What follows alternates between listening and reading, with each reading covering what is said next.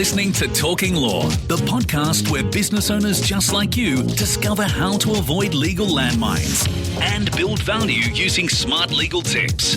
Join your host, Joanna Oakey, as she cuts through the legal jargon and gives you clear and simple, actionable legal strategies, which will get you optimal business results.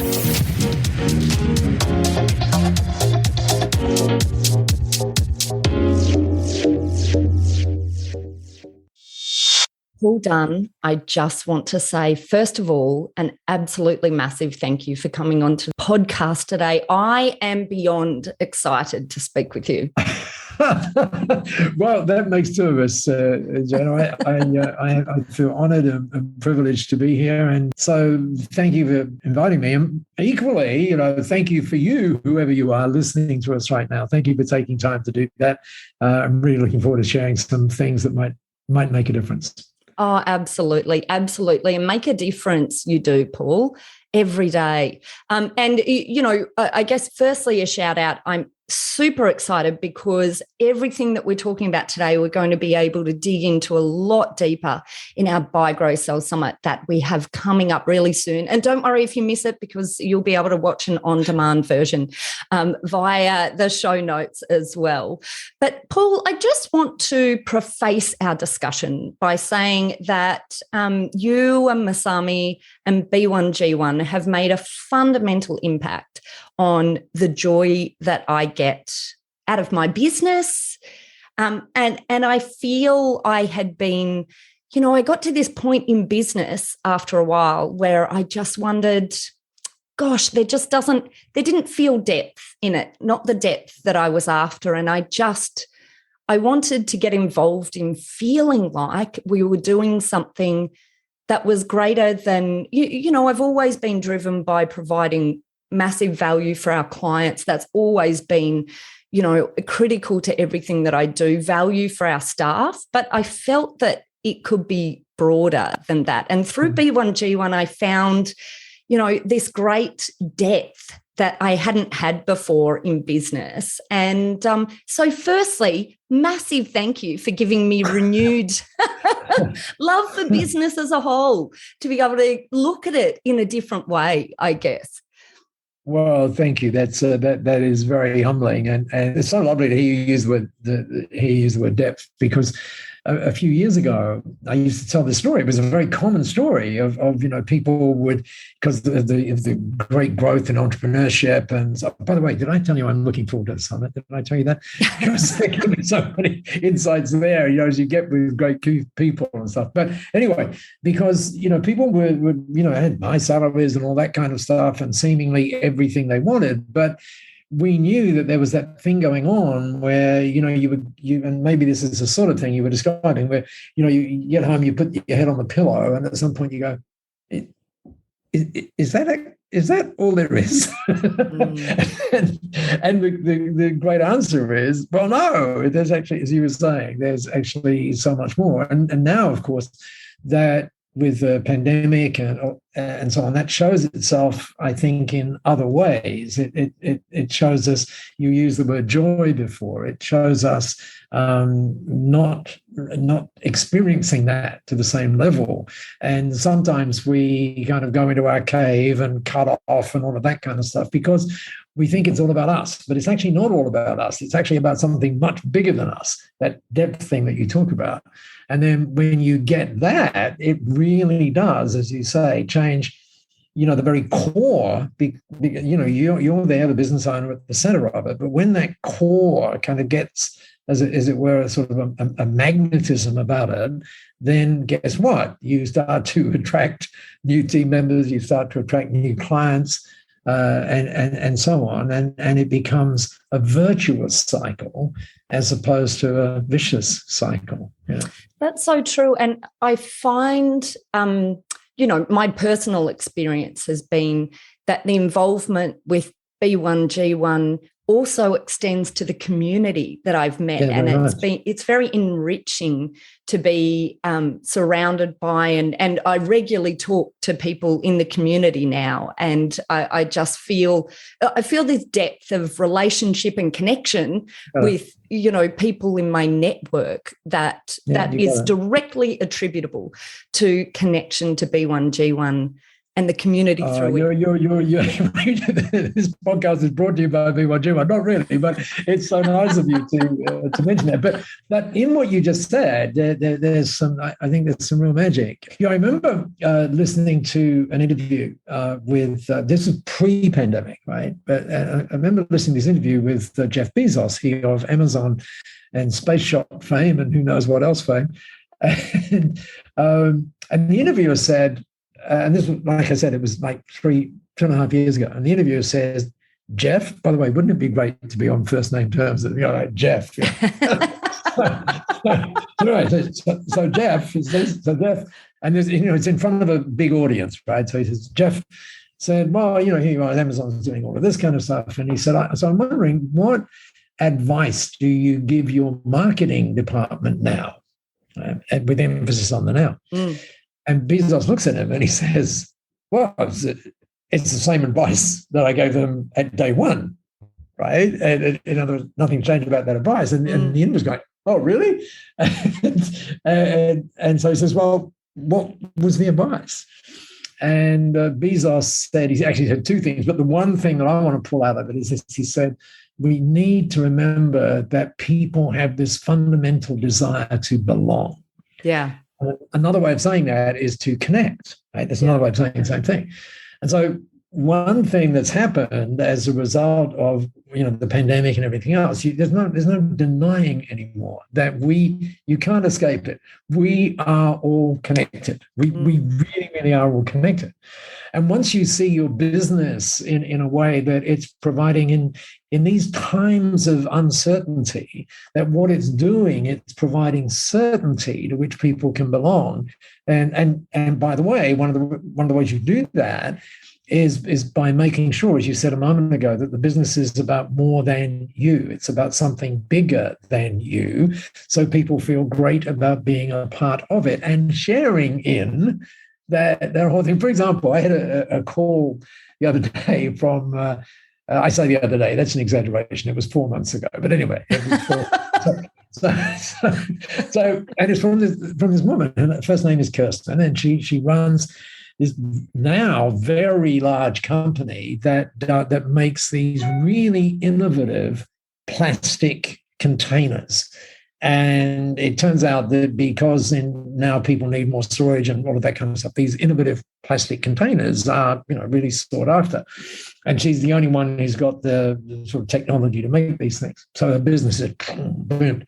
So anyway, and it's big business, So I look around. So before the call, I look around. I go, oh my God, that's a huge business, right?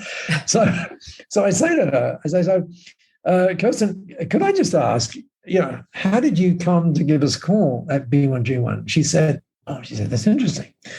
She said, one of the things we need for our plastic things is we need labels, which we have to get printed. And so we have this printer. In fact, we have a number of them, but we have this particular printer who sent us the invoice, and we paid the invoice. And my account person then told me what happened. And she said, we paid the invoice, and like a day later, we get this note from this person. And it's like it's called a gratitude certificate.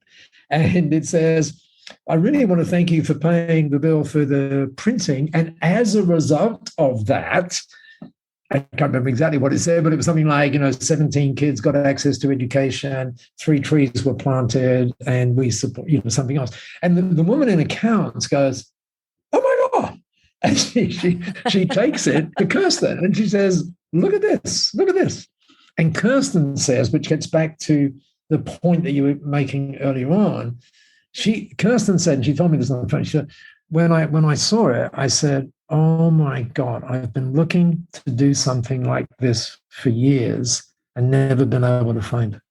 So, it gets back to that depth thing that you were talking about, and there is that searching, I think, in all of us. And sometimes, and how great to have joy come from paying a bill. I mean, exactly. Well, it's great to find ways like for example, and I hope I can sort of give people a look behind the curtain here.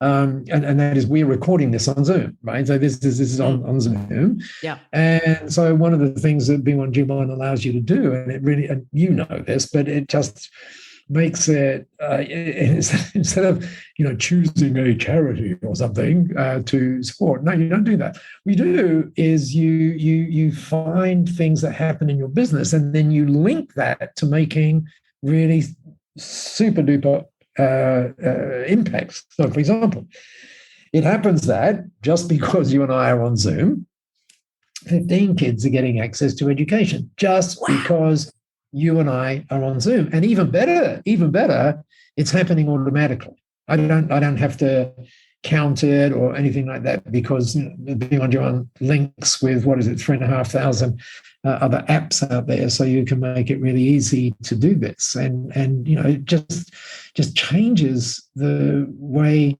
the business works, and it changes. We were talking about before. It changes that. It adds that sort of magnetism thing to the business. It engages your team members. We know that when you engage the team members, great things happen in the business, and so on and so forth. So yeah. It's a good thing. I love it. And I guess to give some background, we talk a lot about buying businesses, exiting businesses, growing businesses. And of course, that's what the Buy, Grow, Sell Summit is all about. But there is no point if you're not getting joy and connection out of your business, and there's so much.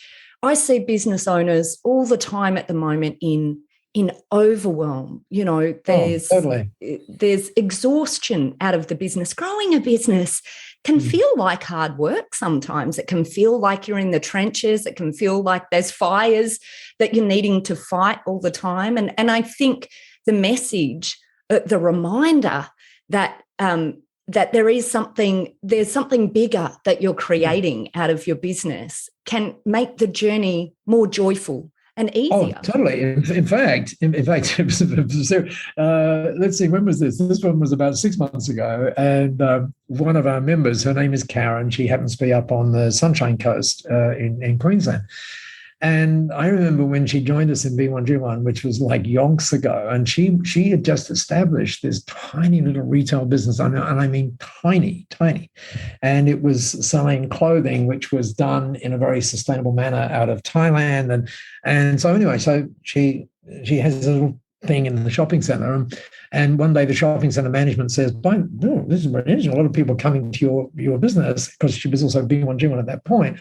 And so what we want to do is give you more space. So she said, thank you very much. I have more space, because you're actually attracting different people in the store. Anyway, along comes, and I remember very well, she was doing giving every day, and the giving that she was doing every day was cents. I'm not making that up. It was CENTS, okay? Right. Cents, right? But she was doing it every day. And I remember I asked her one day, all those years ago, I said, so why are you doing that? You don't have to do that every day. You can sort of amalgamate it at the end of the week or at the end of the month or something. And she said something interesting. She said, the reason I do it is because it reminds me why I have this business. I thought, wow, it's so cool. I get this reminder about it. But anyway, get to the story 6 months ago. I call her because it's her 50th birthday. Right? And I say, oh, hi, Karen, happy birthday to you, thing, expecting it to be a very short happy birthday call. And she says, oh, can we extend this? And I said, sure, we can.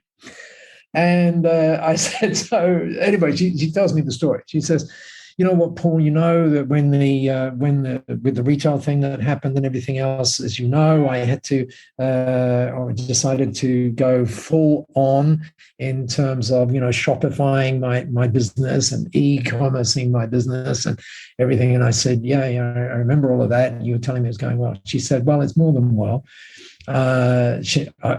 Because someone might know a Karen on the Sunshine Coast, I better be careful what I say. But let's just say it's between 7 and 8 numbers right now in terms of retail. Wow. And then I said, oh my God, right?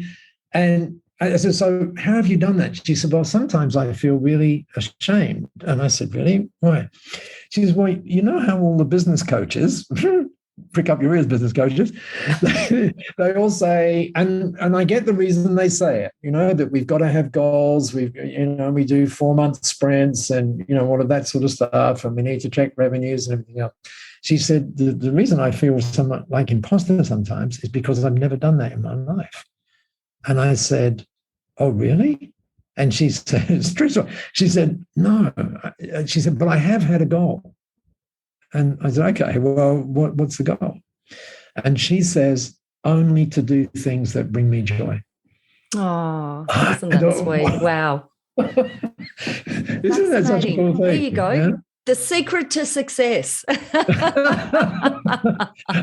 by the way, it's very interesting. You mentioned the summit, which again I'm really looking forward to, and you mentioned exit, and I'm not sure whether it's an age thing as to when you think of exit or whatever. I think probably these days when you look at the money that's being raised in Australia, you probably think of exit 3 days after you started the business because there's amazing things happening.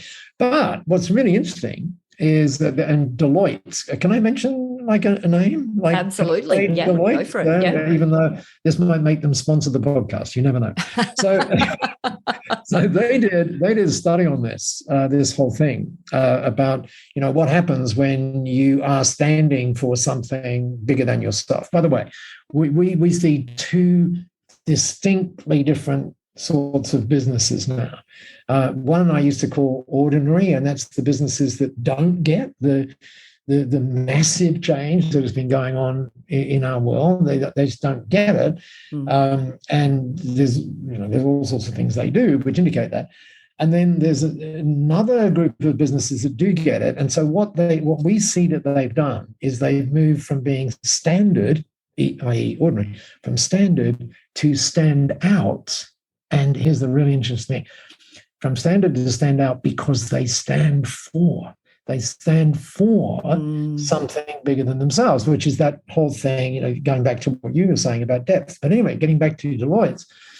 So about 6 months ago, they published the results of a study, right? So the study is basically saying, if you find businesses that are standing for something, bigger than themselves, what's the result of all of that? And it all gets back into a very popular word these days, which is called purpose. And by the way, I think there's an even better word than purpose. But anyway, so they talk about all these studies that they've done, and here's what they find. They found, for example, they found that 80% of consumers, well, actually, that's another exaggeration. I must stop exaggerating. It was 78%. Okay, so 78%. We'll allow you to round exaggerating. 78% of consumers would prefer to deal with a business that has a greater purpose and, they're standing for something bigger than themselves. They found that those businesses could, I'm not saying they should, but they could do a 38% price premium. Which is like, whoa!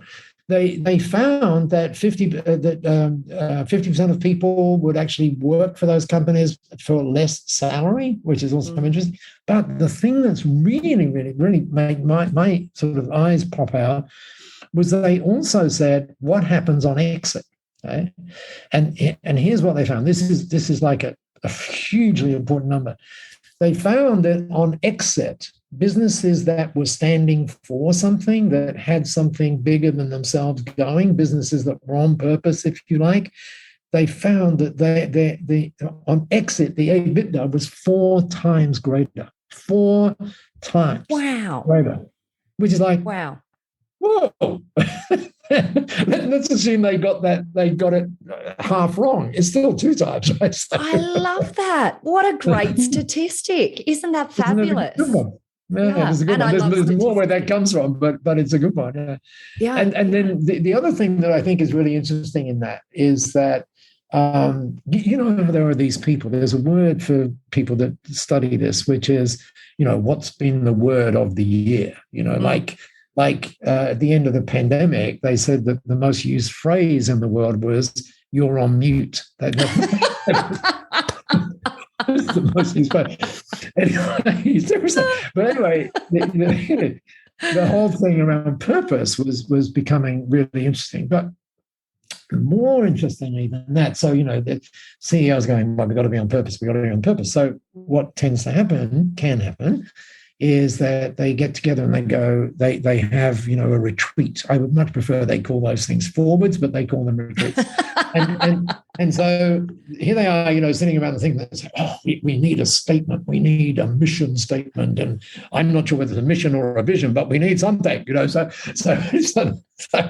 So they work, and then by consensus they get this mission thing, and somehow or other they get the word purpose in there, but frequently it's long, so then they stick it up in toilets so that people will actually remember why the hell they're working here. But anyway, but here's the interesting thing, how on earth do you measure purpose? It's very difficult to measure that. That's true. But you know what I'm saying? It's like, it's interesting, right? But what's really interesting, and this is one of the things that just happens by luck rather than by design. But when B1G1 started, we were very, very clear that what this had to be was about the impacts that you were creating, right? Not about the words you used, but about the impacts that you were creating. And so one of the things that I see now is that people are really understanding that it's possible to sort of word wash, as opposed to greenwash, purpose things. And you just get this nice statement and you hope, that everybody does it. But when you say, no, we're an impact-driven company, then all of a sudden, just by saying, so someone's saying, oh, well, what is the impact? It's a measurable thing. Do you see what I mean? And so, it's at your company, you know that you've done thousands upon thousands upon thousands. I should have had the number actually open. I can find it very quickly of impacts, right? Yeah. And you've got this measurement of it. And by the way, the great thing about having the measurement of it is that you can share that very, very, very, very simply with your members. By the way, I'll tell you what the impact you have made is, and it is this. Ready? 798,819 impacts in our world, Joanna, just because of what you're doing at Aspect Legal. Wow. Oh, thanks, Paul. Pretty cool. And if this were a live event, as opposed to everybody going, well done, Joanna. But so, if you listen to on the podcast, we can sort of hear you saying it. Right? I love it, Paul. I love it. Oh, there's so many questions I have for you. I'm just not even sure which to start with. Why don't we start? And I meant to do this right at the beginning, but we have so much to talk about that we just got into it. But I'd like to just walk back a little bit and maybe talk a little bit about your background. What your experience in business, your dealings with business over the years, because I know you have such profound insight into. No, you're very kind. Well, you are very kind. Absolutely. I'll come back into the struggles of business, into what makes business work, and then how that ultimately led into B1G1. Yeah. Okay. Well, whenever anyone asks me about the journey, sometimes people realize, they realize my age, right? Hopefully, on the podcast. And just one little interesting thing on that, and I will get to the story, but on my last birthday, and you're going to have to figure out what that was, because I went to my son, who's he's does coding and all of that kind of stuff, and I said, Kai, these birthdays, I reckon instead of celebrating every year, at my age, I should be celebrating every day. But I got to just say, so can you just write a bit of code that says, how many days it's been, and just remember that the year 2000 was not a leap year and everything else. And my son is standing by me, and she says, well, of course he could do that, but there's probably an app for that. Well, there is an app for that. and it's called Days Since. Now, I'm sure this thing was made for alcoholics, right? So you can say, the last time I had a drink was here, and it tracks. But you can also track, like, when you were born. So just so that you know, right? Now everybody's going to stop their cars or wherever it is and get their calculators up, divide something by 365. Anyway, so today happens to be the 28,577th day. Right? So, wow. So congratulations. Yeah, there's a lot of history in day. But I think the most important thing for me, yes, I got very lucky. I really did get lucky. I was one of the first 10 people in Hewlett Packard in Australia. I then went on to co-create what many people regard as Australia's first computer company. Someone told me the other day that there's a computer museum in Sydney, and we're actually in that computer museum as being, the first thing. So this is way before you were born, Joanna. Anyway. So then, having created that, and then one day I was at a seminar before we knew what seminars were, and I hear this guy who's sadly no longer with us, but a guy called James Rohn or Jim Rohn, and I'm sitting in this audience in Brisbane in what was called the Travel Lodge, and I'm going, oh my God. I didn't much appreciate how he sort of stood still, but I loved what came out of his mouth.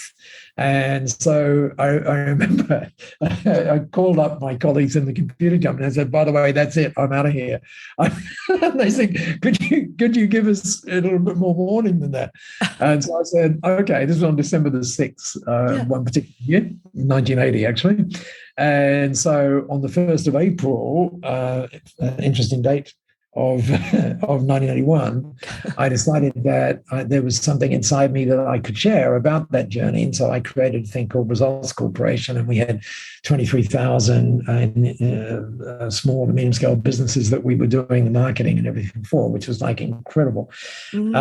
And then, as you know, I sort of focused that in the 90s around accountants. And then in the year 2000, I sold all of that, not because I wanted to, but because the love of my life at that time suggested that I needed a life. As opposed to, every day on the stage kind of thing.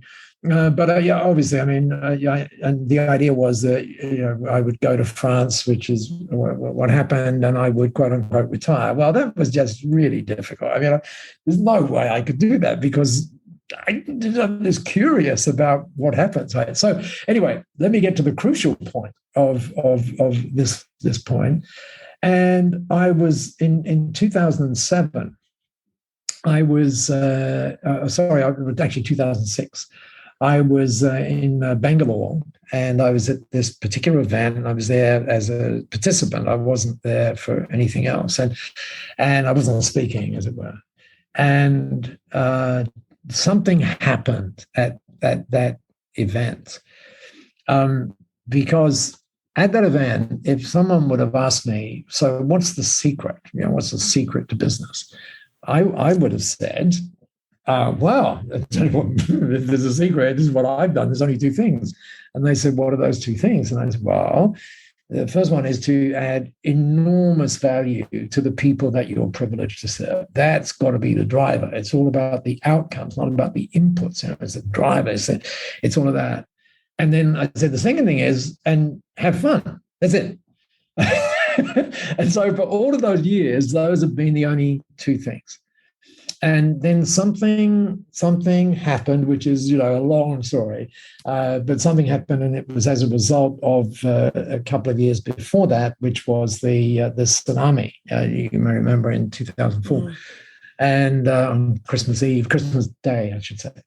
And I met someone who'd gone through that, and all of a sudden, I realized that through something that they did, that there was so much, like what you said at the beginning, that there was more. And the moment I discovered that, it was really, or was shown that. And it's really interesting because I had known about this thing called the RTA. That's not some legal department or whatever. The RTA stands for your reticular activation system. Right. and which, by the way, kicks in, when in the days when you could afford to buy a car. I understand car prices, we don't have cars. Well, in Singapore, you don't need them. So you know how it is. You would go and buy a car, and it was, let's say it was a Merc or whatever it was, and you'd take it from the showroom, and you'd be driving along, and then you're going down the freeway, and all of a sudden you see all these cars that look like yours coming, and yet you thought you had this sort of exclusive thing, right? But all of a sudden, oh my God, right, every car I'm seeing is whatever it is you've got, right? And that's just what the RTA, the reticular activation system, does. It sort of makes you aware of things and stuff. And so the moment I discovered that, in that moment when I discovered that there was this third thing, and this third thing was what you and I have been talking about, that there is something deeper. There is the opportunity to make a massive difference by doing tiny things. And that is one of those moments that someone said to me, that where we are right now in our life is just a result of the choices that we make at every moment of our life. So my hope is that as you've been listening to us rambling on, or me rambling on, not Joanna, on this podcast, and as you've heard about the summit and stuff, you might get from all of those one of those moments when something drops. And as a result, as a result of the choice that you take at that particular point, a really interesting life unfolds that before that moment you just never saw, but it was always there. And how many business owners, and I guess you see the business owners who are who are searching for an involvement in being a business for good, or being involved in a business community that has those sorts of values. So perhaps what you see might be a little bit skewed, but I guess what I'm driving at is, when you reflect back on your business career, when you reflect back on the businesses that you've dealt with over time in your history, at what point do you think business owners, when is it that they often realise that there's something greater? And what could be the benefit for them in realising that earlier? Oh, okay. Very interesting you asked that question, because before we got to talk, I was putting some slides together for something. And one of the words that came up was this word, legacy. And I think there is a moment, I'm not sure when that moment is, but when we think, oh my gosh, I'm not going to be here forever, sort of thing. And the whole thing around legacy, or what are we leaving behind? What are we passing on? And there's something interesting about that word legacy. You may remember I said before that I really love alliterations, as in, standard to stand out because you stand for, that sort of ST thing going there.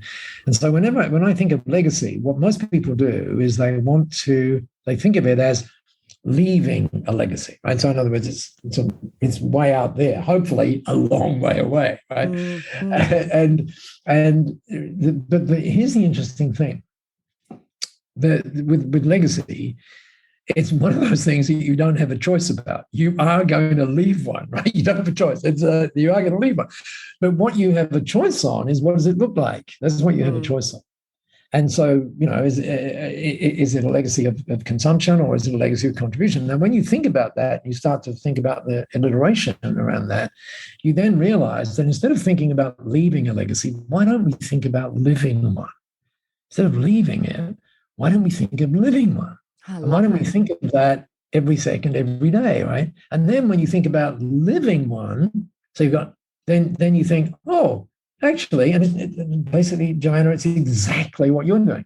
You're leveraging it, right? You are actually leveraging that by by, chatting to other people, letting them see what's possible. And so all of a sudden, boom, you're impacting others who have the privilege of, listening to the things that you talk about. So it's a very interesting thing. So, you go from from worrying about leaving it to just thinking every day about living it and leveraging it. And then guess what? Every day becomes a very different day. Yeah. Well, I deal with so many business owners at Exit. So I see all sorts of reflections of business owners, and there can be many different feelings and approaches. But one of the things that I've really noticed over time is this emotion at sales. So because so many business owners have this connection of identity with their business, and they at the point of exit, quite often they're exhausted. They're ready to go. They're cooked. They've got other ideas. They want to be somewhere else. They have the idea of exit, and they get to exit. But then suddenly there's a point where, and I feel like quite often it's not even, they may not even realize what's happening. But I feel what happens is at this point, suddenly they have identity because they're big time. And sometimes I feel that a lot of that is connected to the fact that they haven't found sort of this external depth outside of their business. That you absolutely got it. You've nailed it. In fact, about 15 months ago, I started talking about a book that 15 months ago was released. And about 3 months ago, it won the Australian Business Book of the Year. And I'd like to think that was because 12 months before I started saying to people, hey, you've got to get this book, right? And and it's a fascinating book. It's by a guy called Tim Duggan, Duggan. And the name of the book is Cult. Some people think I'm going to say cult. No, it's Cult, C-U-L-T, Cult Status. Or status, if you prefer to say it that way. And it's so interesting. It's a really authentic. It's his first book, by the way. It's written really, really well, and it tracks his journey. And there's one particular point where he happens to be in a hotel in Thailand, I think it is, towards the end of that particular passage of business, and he's in the hotel and he gets the phone call, and the phone call is that his business sold. It's sold. He's done it. Right? Now, you would think, wouldn't you, that would be the time when you would go out and you would have some champagne and you get your friends around and everything else. In the book, you've got to read the way he tells the story because he tells it very well. He spent 24 hours on the floor of his bathroom. Gosh. Because, here's why. Because all of a sudden in that moment, he started to relive all the stress of doing it. It's really, really interesting. And so then, armed with that, and this is one of the reasons why the book is so authentic. Most people who write business books tell you, I think they reinvent history. It's like, he's really honest. And what's really interesting in terms of my experience coming up and so on is he gives you a 7-step sort of plan, right, for doing things. And what's really, really interesting, I can believe it when I started reading it, right? What's really, really interesting is on step 1. What is step 1? And he says step 1 is identify your purpose, basically that, right? Or actually what he says, doesn't say it that way, which is interesting. He says identify your impact. And he makes this really interesting observation. He says, when we're starting new businesses or when we're starting businesses, we go sort of like what we said before. We go, oh, what's the revenue going to be? And let's do the 10-year thing, let's do the 5-year thing, let's do the 3-year thing, let's do the 1-year thing, let's do the trimester thing, and all of that, right? And he said, I don't want to downplay that. I really don't want to downplay that because that's important. But I think there's a better way. And the better way is, instead of doing it that way, just start figuring out and just put this number in there, which is the number of lives you're impacting. Whoa, it's such a, it's such a cool way, isn't it, thinking about it. And by the way, the other thing that he mentions, which again is why the summit right now, then what better time could you have for summit? Let me tell you why I say right now. Aside from the fact that hopefully we've learned something from this, amazing thing called the pandemic. And by the way, when I say amazing, I don't say that to belittle any of the very tragic things that have happened, but I really don't. But we've seen so many businesses, and I don't want to use the word pivot, but try and find new ways of doing things because they've had to. And as a result, that's changed a lot of things. But anyway, so at the beginning of the book, and here's why the summit is really important. You can see behind me, Joanne, there's lots of business books here, right? One of them, for example, is this one right here. This is Jim Collins. And, Jim, and that's his version 2 of B. But, when we think about those business books that we read, right? So, for example, Good to Great. And by the way, I'm not knocking Mr. Collins in any of this, right? Because he's great. But when you read those books, then those books are saying lovely things about companies that we know, right? So, companies like Apple and all of those sorts of things, right? But he points this out in a very lovely way. He says, but, we need to remember that Apple was founded in 1976. And without taking anything away from their journey, today is not 1976. So how we find or how we create, how we run, how we exit, all of that kind of stuff, it's an entirely different scenario now, entirely different. And then when you add into that, the metaverses and the Web3s and all of that sort of stuff, it's just very different. And that's why, the summit is at such an important time. And because so many people are going, what's all this mean? Well, that's one of the reasons why you should be there at the summit. I love it, Paul. Look, thank you so much for coming onto the podcast today. It's a pleasure.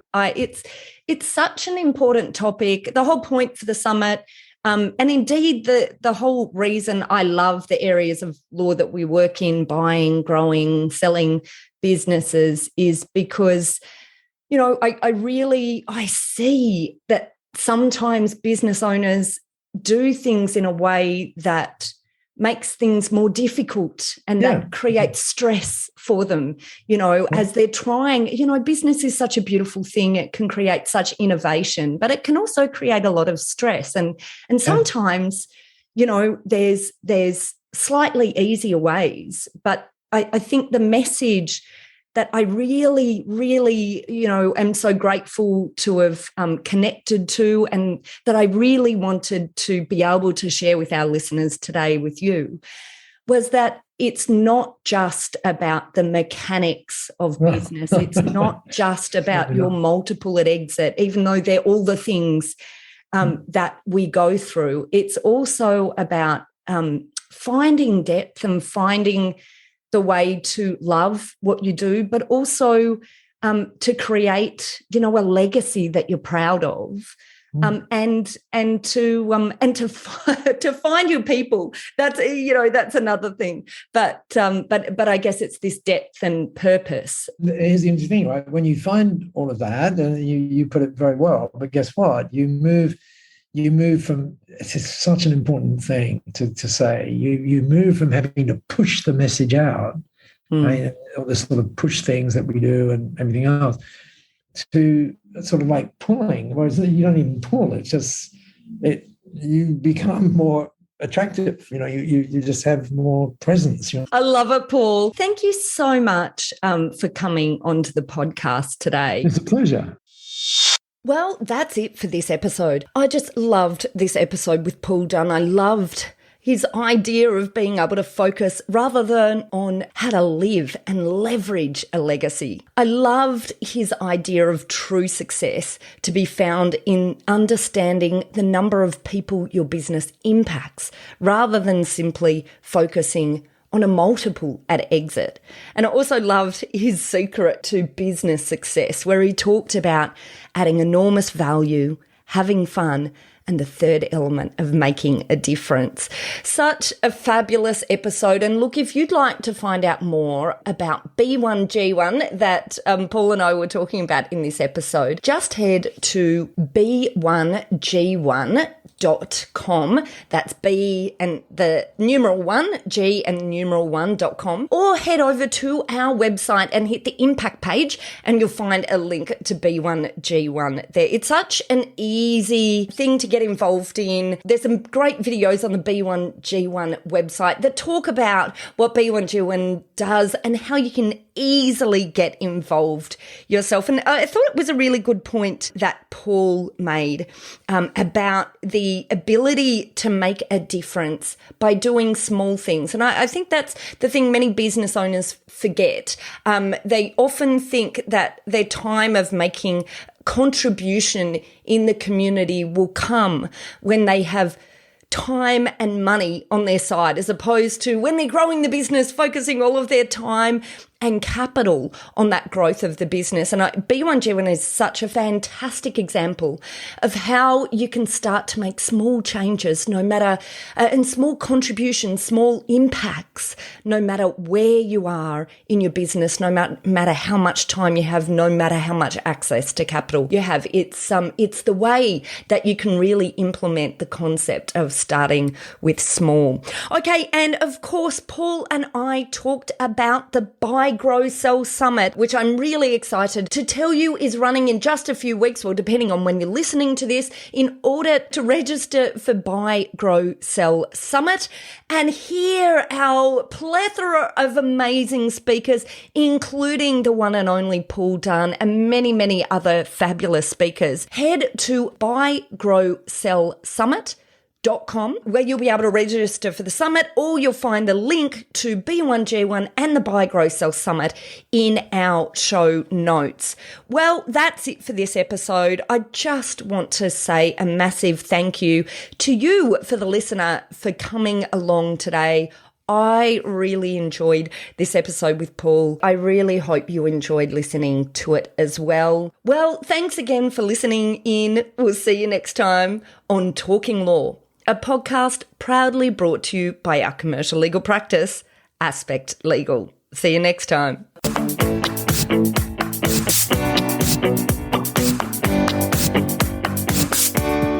If you are interested in finding out more about the topic of buying, growing, or selling a recruitment business, or indeed any professional services business, then look out for our Buy, Grow, Sell Summit that is on in just a few weeks' time. This is going to be a massive event over 3 days. We've got more than 18 expert speakers coming at buying, growing, and selling a business from all different angles. We've just got so much amazing content.